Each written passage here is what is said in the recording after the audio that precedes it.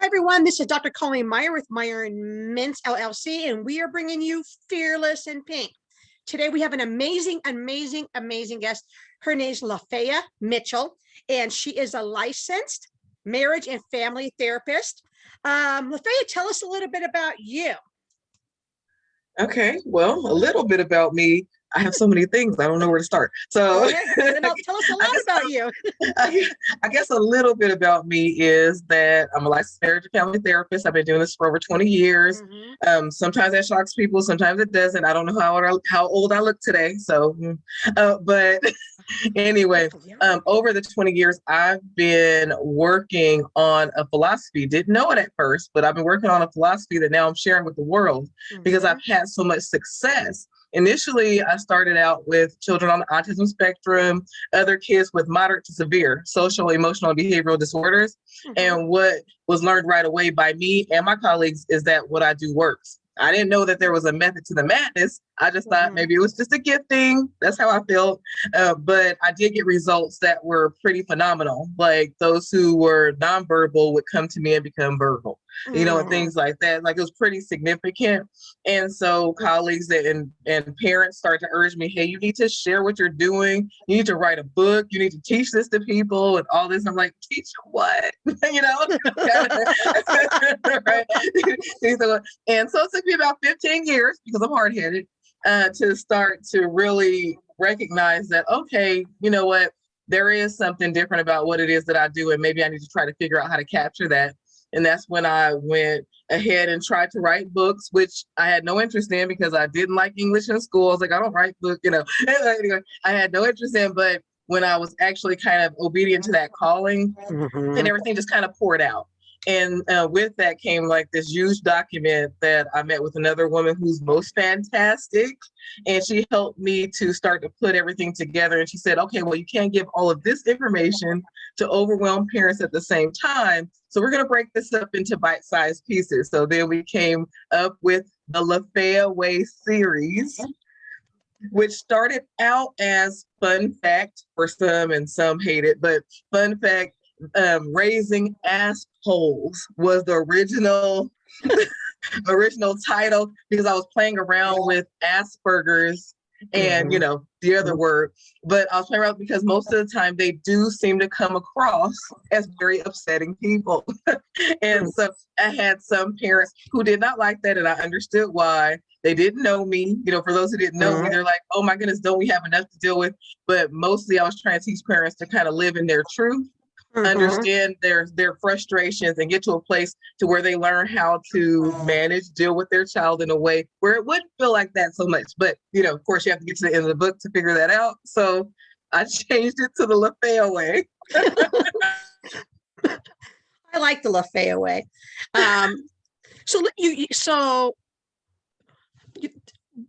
Tell us a little bit about the Lafaya Way.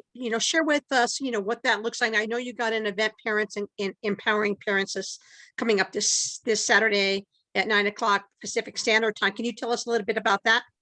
Yes. Okay. So parents out there, or if you know any parents out there, or if you know parents at all, period. Okay. I always say that need help, but you know what? Sometimes, oftentimes families need help and they're afraid to ask. They're like embarrassed. They're thinking they should already know how to do this, or they're thinking their child is just insane because things that should work don't work, and all that. This is what this event is for. It's for parents. It's parent support. It's a non-judgmental community where people can come in, ask questions. I have years of experience. I doubt that I could be surprised by a question because I've been asked so many. and I've been working at such an intense level, like to those, like I said, those that are considered moderate to severe, those who people have given up on and said, oh, we can't treat them. Those are the ones that I work with.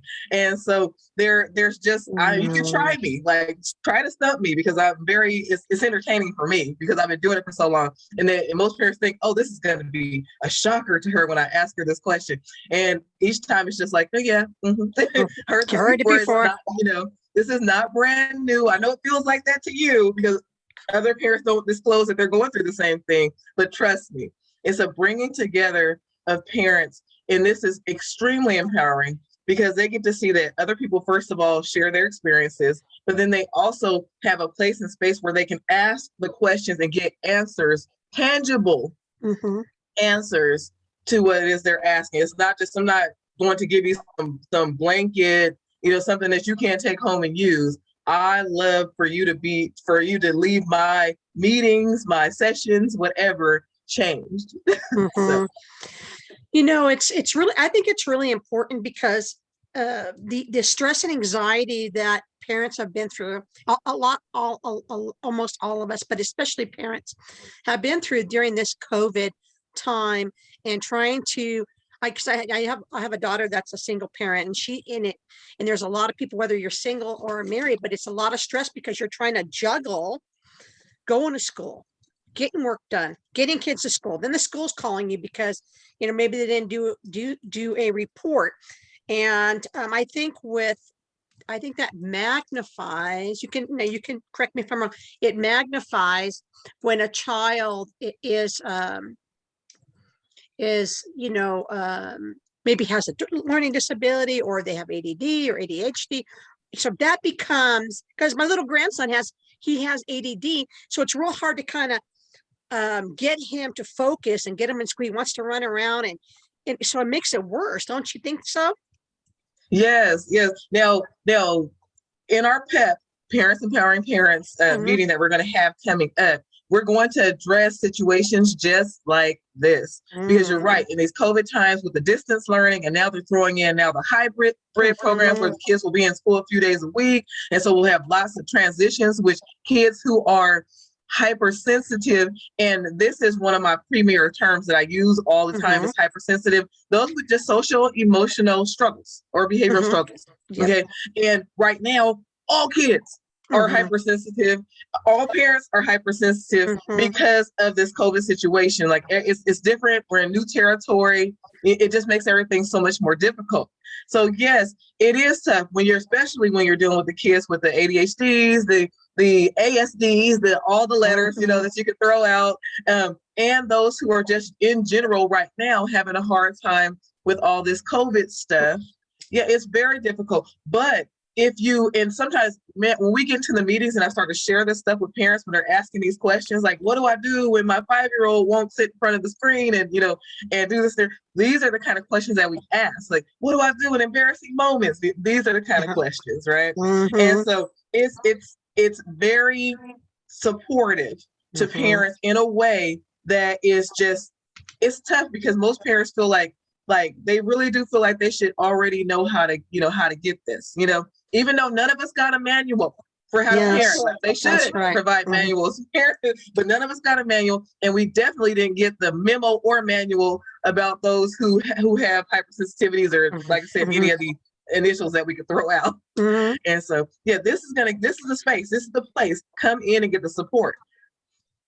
And I think too, with we talked about all the ADD and all those types of letters behind a behavior, but it's also, I think it's going to be great for parents who maybe don't have a child like that, but they feel stressed. They have no outlet. They have no one they can call and say, oh my God, because I think we feel that people are going to judge us as a parent. Yes. But your event's going to be, everybody's there. They're going to be talking about, they feel the same way in some way on a range, and they need help. It's not just, it's tough right now. It's a lot of stress.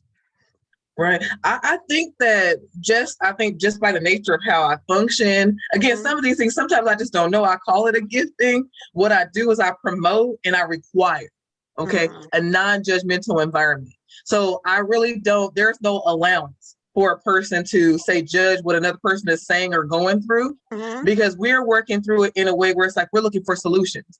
So in the first place, if a person even tries to go there, which I haven't had that happen, because again, my personality type doesn't kind of leave room for it. But even if I do have something like that try to happen, I would imagine that I would have to ask that person a question as to, ask them, do you feel like it's better to focus in on the problem or the solution? Because quite honestly, if you focus in on the problem, you're going to get more problems. If you focus on the solution, if you learn it, we're going to practice that here. That's what we do here. If we don't focus on the problem, because that's not going to help you. That hasn't helped you in all this time. Okay. We're going to focus in on the solutions. So then that way, we're going to be creative about how we're going to help them figure out how they're going to make a shift in this situation. Is there something that you do that you feel like would be helpful to them because it's something that works for you? Okay. And things like that. So we always are looking to shift. But yeah, that stress level, you're right, is so very high right now, especially. It was already high in the first place for those who had kids with sensitivity. But right now it's so high for everyone because we're in such new territory. We don't know exactly when we're going to be out of it, which increases that stress level. Depression and anxiety is at an all-time high worldwide. And parents need a lot of support. I was talking to a friend of mine in New Zealand yesterday, and she's saying the same thing that you're saying. So you're right, it's all over. It's parents are parents all over, and they need support and they have a place to turn to. Now let's say a parent comes to one of your PEP, Parents Empowering Parents events, and they say, I love this information, because I know they're going to say it. I love this information. I want a little bit more. What do you have the next step if a parent wanted to do individual sessions with you? Yeah. Now, okay. So first I have to say that there are so many resources out there that I'm just kind of putting out there to parents so they can get to know me a little bit. So I have, the some of the free resources are my YouTube channel, which is at Lafaya Way. Everything that you can find under Lafaya Way. So if you search Lafaya Way, you'll find my YouTube channel. You'll find my my business Facebook page. You'll find my Facebook group, which is under Lafaya Way Groups on Facebook.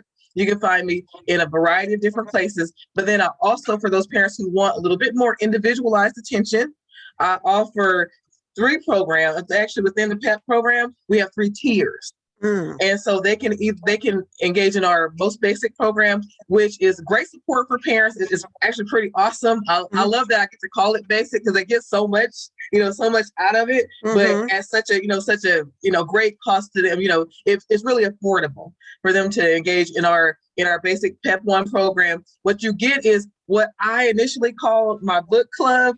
My marketing people didn't like it. So I don't remember what they called it, but they called it something fancy. But it's really just us deep diving into my book series, into the first 3 books of my book series, so that you can learn really all the ins and outs of the Lafaya Way, which is a 4-step process that helps you to be able to connect with other people, especially your hypersensitive children, at a better level, so that you're able to feel like you're all feeling like you're on the same team. So that you're no longer feeling like you're at war. That's what's happening in many homes, is people are behaving as if they're at war, but wanting peace in their home. Doesn't work. So it really gives you the tangible way, like the steps to make a cake, right? I give you the 4 ingredients that you need for a happy and peaceful household.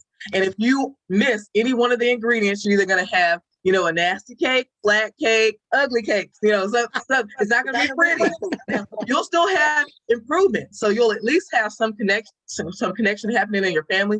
But if you work these 4 steps, then you're going to have peace and happiness and the things that you're truly intending to have in your household. You know what I like about that whole thing, what you just said about having that peace in your household. And I think when you're raising kids and when there's peace in the house, you're raising, now this is just me, you're raising healthier adults. You're not only impacting the generation of your child, but you're impacting future generations, correct?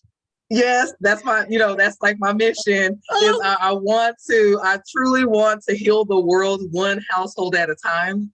And I know that sounds like like I want to save the world, but seriously, I truly do, because if we make a shift in how people are relating to each other in their homes, that kind of connectivity, they carry that out into society. Then all of a sudden we'll have people with an actual ability to get along with one another. So then going to work won't be so horrible. Going out and into the community will be a better thing.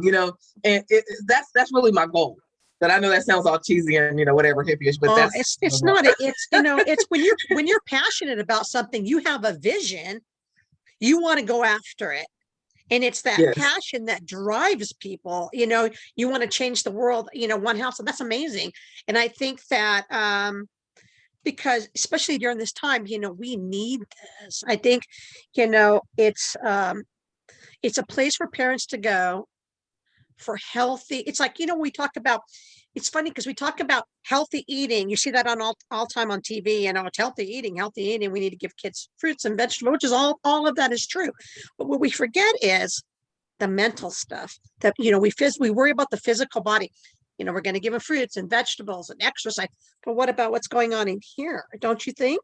Yeah. When you're dealing in the Lafaya way, you get everything else. So when you get that connectivity, then you're touching now on mind, body, and spirit. So now now everybody has that innate connection that they desire with those that they love. And now you have influence. Like they actually care because they feel like you care about them. Now they care about what they have to say. Now they care about what you have to say. So when you want your child to eat better and you're creating that relationship and you're dealing with it in that Lafaya format where I'll give the 4 steps because I always want to give these people so they, have something to start with. So I want to get tangents, right? Is find your calm first. Because if you are not calm, then you will engage with the other person already.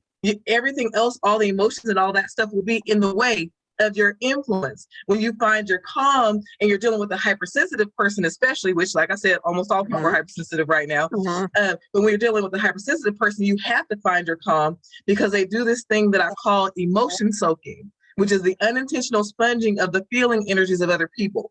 Now, I know that's associated with the empath, but now I want you guys to think of it in a slightly different way because, usually with your empath, you have people that are kind of overgivers, always trying to fix things for everyone else. And, when you think of empath, you think of that. Now I'm talking about the other end of that spectrum of the emotion soaker, where they're completely entirely trying to disengage from society at all, period. They're very avoidant. They'd rather be in a video game than talking to you, or in a world that's not reality than talking to you. That's what I'm talking about. But they emotion soak.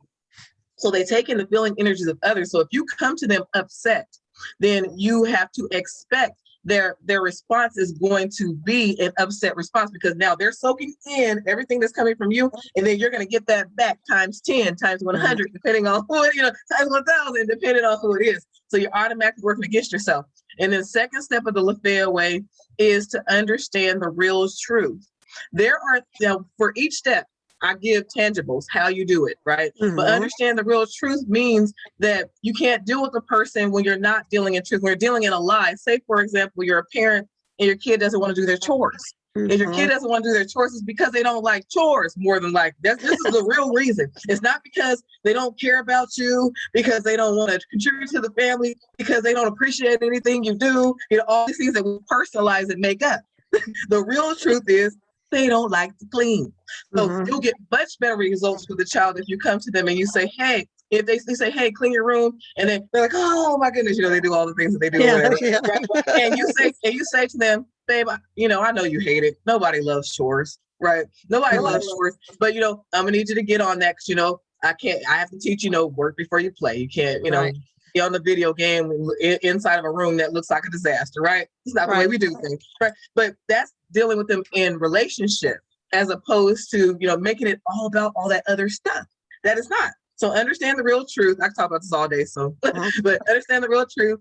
React according to your truest intentions. Now, if you're really tuning in, you're going to recognize that all these steps work together. That now this concept of the cake really starts to come together because if you understand the real truth, you're going to find your calm much more easily. If you react according to your truest intentions, you will know that finding your calm and understanding the real truth contribute to that. So reacting according to your truest intentions, I throw in there because it foundationally, we truly do want close relationships, especially with our children, especially with our loved ones. And if we're coming to them and we want to, like, if you were to ask us, hey, what do you want to represent as a parent? You want to be loving, have your kid feel safe and cared for, right? All those things. And so if you are yelling, for example, you're not reacting according to your truest intentions, because it's none of your intention to have turmoil. You want peace. Right. So you want to act in accordance, in alignment with those things you truly want. So react according to your truest intentions, which can be difficult to do, but I give you ways to do that. And then the fourth step is what I call my 3 R's, which is to recognize the small step improvements, because you will have them with the Lafaya Way. It happens. You work it, then all of a sudden you're able to create connections, and you get the pay attention to the small step results. Why? Because if you don't, then you won't be able to increase in hope, which is going to, again, insert hope into the other people you're dealing with. And then all of a sudden you're getting the results that you want, right? So you recognize the small step improvements. If they used to yell for an hour and they only yell for 45 minutes or 30 minutes that next time, recognize that, right? And then the second R to that is reinforce it. So recognize, reinforce, which means that you reinforce it greatly. Like, oh my goodness, you used to melt down for like an hour before, and this time you were able to calm down after just like 10 minutes. Like, what have you been doing to kind of work on it so that you were able to rein it in so early? I'm so proud of you, right? Kind of thing. Instead of expecting that perfection, you want them to go from here all the way to that end mark, right? And you don't acknowledge it unless they are at that end mark, which makes it so that they never quite get there, because they can't make that leap, but they can take small steps, right? So recognize, reinforce, and repeat the 4 steps, of course, because you're always rotating through all 4 because they all work together. But you know what? I love that. And listening to you talk and talking about that, your process, and I agree. I think it's the same thing when you're dealing with, in business too. It's always an improvement, spinning. What would you say was I know there's a lot of reasons, but what would you think would be the most common reason that stops parents from stepping in and coming to an event like yours? Because I know they're going to enjoy it. I know they're going to get something. I'm getting something out of it. And my kids are, all grown. But I think that, what do you think is the number one barrier, and how can we kind of get over that and let parents know how great this is for their. Well, I think that one of the number one barrier is they just don't know what it is. I think that's really what it. So I think that the things that are happening right now, which is finally I'm stepping out and sharing, for one, to actually have written the books and get the information out there. Really, when you put an intention behind something, then and it's so valuable that when people do come in, they're like, oh my goodness, why didn't I do this a long time ago? Where have you been? All these things. But it really is now, I feel like a majority of the job is mine and whomever, and my team, of course, to get the word out there without letting up, relentlessly, because I know how valuable it is to everybody out there. So it really is doing things like this, like coming on here and talking with you about it, and giving even if it's just one more person an opportunity to learn what they need to learn in order to have peace in their home, to feel safe, and have their children feel safe in their own home. And in saying that, that's changing the world one house at a time, right? Yes. Now, you know what? I forgot. I messed that one up too. Because I had one household at a time, because that's what I wanted. But then, my people are always changing my stuff. They said, no, you're changing the world one relationship at a time. That's true. That is true. One relationship. So I wanted to correct that. But you actually mentioned something that was very valuable. I work with parents. My niche is parents, right? But the other people that have learned about what I do, some parents work for certain organizations, and some are in charge of those organizations. So they recognize, hey, this will work for my employees. Like, oh my God, yes. we all need to learn how to connect and have those kind of skills that'll, increase our productivity and all that. So I have done some staff development trainings and all that stuff too. But my focus right now is on the parenting piece. Yeah, I think that there's any business owners, I know that, you're focused on family, but because I've been in business for, many, many years, and one of the biggest problems I think with business owners, and I think it aligns because you're dealing with people, right? This is all about people. People. And, and there's something wrong with the culture. Culture's not a healthy culture, and when you have an unhealthy culture in the workplace, your people are not going to be as productive as they can be. And what happens is you also lose your good people because nobody wants to be in that environment. So you lose your good people because they can get another job. And then you're stuck with the people that can't get another job, or, they're just happy to be there.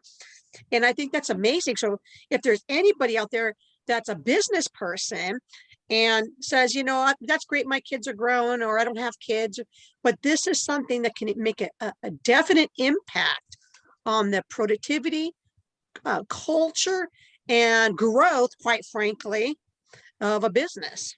No, it's true. It's true. And then also, so if we're dealing in relationship, then we have to be really, and put it out there. Most of the time when I'm teaching the Lafaya Way to parents, it actually helps to save marriages.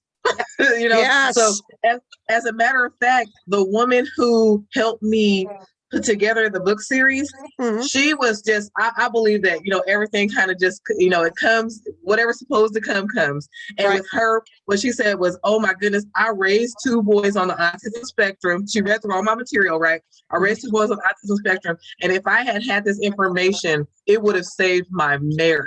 Oh, and I was like, wow, okay, that's super significant. And I've been hearing from parents for years that this works for the kids, but this works for everything else too. I use this on my husband or wife, and it was perfect. Like, and all this, and now we get along better. And I'm like, I know that I really do know that it's about people, but you really can't put something out there and not really, until you're like, big time, of course, and not really define, okay, this is for these certain groups. But it definitely, the organizations that I've worked with, they've had me come in, and then I really usually only have to come in a few times, because when you learn the concepts, all it is about refreshers now, and then all of a sudden the morale is up.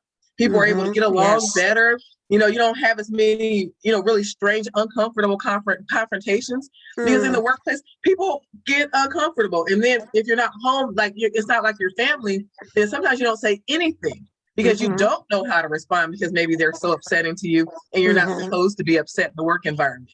I give a way to be able to communicate with others in a way that helps them to connect, respond, and not feel defensive. I love that. I think that that's so multiple, levels where you can affect people's lives. Excuse me. Okay, so if someone want to get a hold of you, I know we already talked about it a little bit. Can you just give us, and we'll put it on our YouTube and when we post the video on Fearless in Pink Facebook page. I love that name. Well, you know what? I'm going to tell you where the name came from. My daughter's a cultural anthropologist. She's like, Mom, Pink, really? Well, but society a lot of times tell us, we have to be more male-like to be a leader, right? So more male-ish, and my philosophy is no, because we can still be women and be strong women. We can still be feminine, but be strong leaders. And there's nothing wrong with that. That's why I'm right. Pink. That's right. And you know what? And we have to recognize the power of the pink, first of all, but the power in our femininity. There's power in that, and that people, unexplainable, but there's power. If we know how to operate in our feminine selves, while at the same time being powerful and strong, oh my goodness, it's magical, basically. Yeah, I volunteer for an organization. They're such a great organization. They're a national organization supporting women, but their color is teal. So where did they get teal? They took the blue and they took the pink and they made teal. I like that. I'm like, I get that, but I'm still going to keep my pink because. No, I like the pink. I like the power of the pink. I'm all about like queendom, queenship, like operate in your full queenship. Come out there beautiful and kill it. I love that too. Take your purse off and knock them out. It is so funny because we have men listen to our podcast too, because I just think it's so insightful. We have our guests come in, they have great information and great insight, that anybody can share. And I have a guest today. I'm interviewing this down in South Africa, and she has a nonprofit that works with domestic violence against women and little girls. And she put out this beautiful song, and it's current. It's a hip hop song, and it's about respecting women and girls. And it's sung, the majority of it is sung by a male. And I thought the message was so impactful because, it talks about, because men can support us, just as much as women can support us. And when we come together, we can make an impact on our society and in the world. That's right. That's right. Oh, that's so okay. I mean, I love what you're doing, but okay. We're having church in here right now. I know. Okay. So the ways to contact me or the ways to reach me, again, search Lafaya. If you search Lafaya Way, like I say, you can just go Google search on Lafaya Way, you'll find it. But you can find me at lafayaway.com, which gives you so many goodies. I think I have everything on there except for my newest, because I just created that new private Facebook community. And I really don't want to put that on the website for anybody to be able to, to just go into and just happenstance find. I want people to be invited. And, and again, anybody out, of course, in our Fearless in Pink population, please do come search Lafaya Way groups on Facebook and come on in and join. Please tell me that you come from this podcast, and I'll definitely invite you into our community. But everything else, oh my goodness, I have a blog page. I have my YouTube channel at Lafaya Way. I have my Q&A to Lafaya Way every other Friday. I used to have them every Friday, but I moved it to every other Friday this year. They're completely and totally free. You come in, you ask. It's a parent forum where you get to ask the tough questions. It's been growing because parents have been watching, which if you feel a little bit apprehensive and you don't know if you want to come into a meet, as it's a Zoom style meeting that we live stream on the Facebook. Most of the parents are not even on camera. They are off camera because they have kids and they're real parents and they don't feel like putting on makeup or whatever they think they have to do to be on camera, right? And so, and you don't even have to speak. You can write your questions in the chat, right? But it gives us a chance to interact. So when you ask your question, we get to have back and forth about that. You get to hear from other parents who mean to support you as well, or who have maybe overcome some of the same issues or dealing with the same issues. But we have live conversations about that. And it's a very interesting, it's a cool process. So you're learning a lot in there as a parent. But Q&A Lafaya Way, and of course we have my PEP program, Parents Empowering Parents, have that whole program breakdown for, again, those who want something that's a little bit more personalized, where there will be a limited number of people allowed in each group that we do. But then you're also getting independent services. So for parents out there with kids who have maybe social skills issues, we also have a social skills element for the kids, social skills group for the kids. And we have individual sessions individual coaching sessions that parents can have with either me or the person who is an advocate for school rights. So we have an IEP 504 for those parents out there who have children with extreme challenges. You know what those are.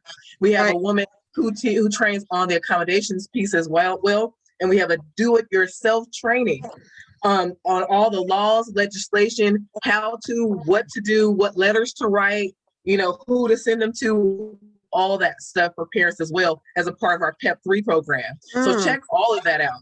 And let me see, am I forgetting anything? I don't think I'm forgetting anything. And if I am, then email me. And you can find me at lafayaway.com. Like, everything's Lafaya Way. I'm easy to find.